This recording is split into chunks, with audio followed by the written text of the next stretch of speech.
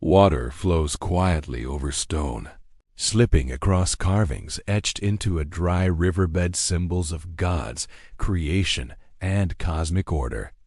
When the rains arrive, these carvings vanish beneath rushing streams, believed to be blessed as the water moves onward. That water does not disappear into the jungle. It is guided, captured, and controlled, feeding vast canals, massive reservoirs, and endless rice fields. It passes hospitals, schools, wooden palaces, and raised roads until it reaches something extraordinary. A city built by god kings, larger than medieval. Paris so vast that when it was abandoned and its name forgotten, it became known simply as the Temple City. This is Angkor. At its height, Angkor was the largest pre-industrial city on Earth. More than 1 million people lived across an urban landscape larger than modern New York City. Its engineers supported multiple rice harvests each year, built roads wide enough for armies, and carved the largest reservoirs the ancient world had ever seen. Yet for centuries, Angkor was underestimated because most of the city was built of wood. When its people left, the jungle reclaimed it, leaving only stone temples behind. Cambodia's modern history nearly erased Angkor entirely. Civil war, invasion, and genocide turned many temples into battlefields, and unexploded landmines still surround parts of the ruins. Then, in 2007, archaeologists used LiDAR laser mapping that sees through jungle canopy. When the trees were digitally removed, the truth became undeniable. Angkor was not just a collection of temples. It was a true megacity. The story begins in 802 CE in the Kulin Hills. A Hindu priest performs a sacred ritual for a rising warlord named Jayavarman II, installing a linga to bind divine power to royal authority.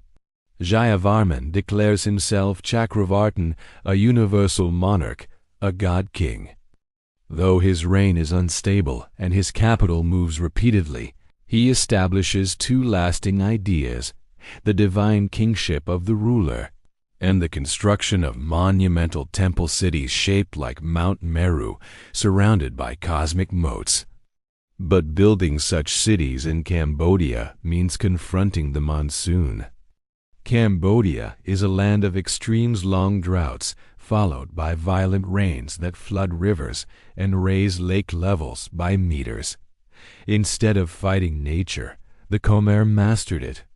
They engineered canals, embankments, reservoirs, and spillways to store water in the wet season and release it in the dry. This hydraulic network fed rice fields, stabilized groundwater, and even shaped the local climate. Water was practical, but it was also sacred.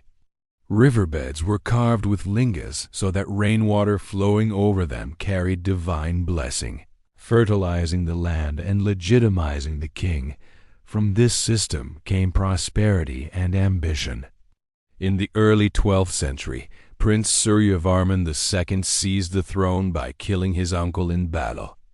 Though not remembered as a great warrior, he became one of history's greatest builders. He ordered the construction of Angkor Wat, the largest religious monument ever built.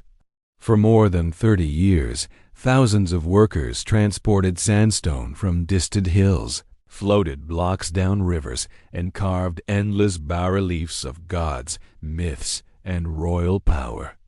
Dedicated to Vishnu rather than Shiva, Angkor Wat's design puzzled scholars for centuries.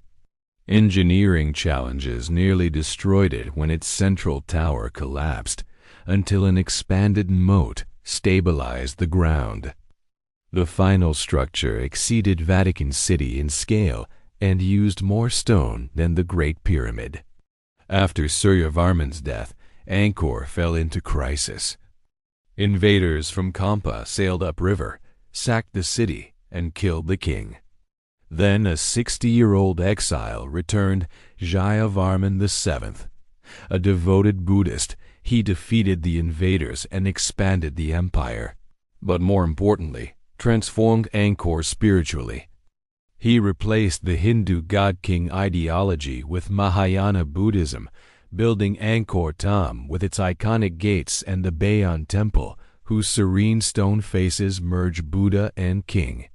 Jayavarman built roads, monasteries, bridges, and more than 100 public hospitals, ruling not as a god, but as a protector driven by compassion. His reign marked Angkor's golden age and the beginning of its decline. Monumental construction strained resources, and Buddhism weakened the divine authority that had held the system together. Then the climate shifted. Decades of drought were followed by catastrophic floods in the 14th century. Canals clogged with sediment, reservoirs failed, rice harvests collapsed, and population declined. With fewer workers to maintain the infrastructure, the system spiraled into failure. At the same time, trade shifted toward coastal cities, leaving Angkor isolated inland. By the 15th century, the Khmer capital moved south to Phnom Penh. Armies from Ayutthaya looted Angkor's temples, carrying statues away. The city was not destroyed, it simply faded. Farmers and monks remained, but Angkor would never again be a capital. When Europeans later encountered it, they called it a lost city, claiming it must have been built by Romans or Greeks. Local people knew better. Angkor had never been lost, only ignored. Today, after restoration, war, and survival against all odds, Angkor stands as proof of what humanity can achieve when engineering, belief, and nature work together. It was never just a city of stone. It was a living system, and thanks to preservation, its story will not disappear again.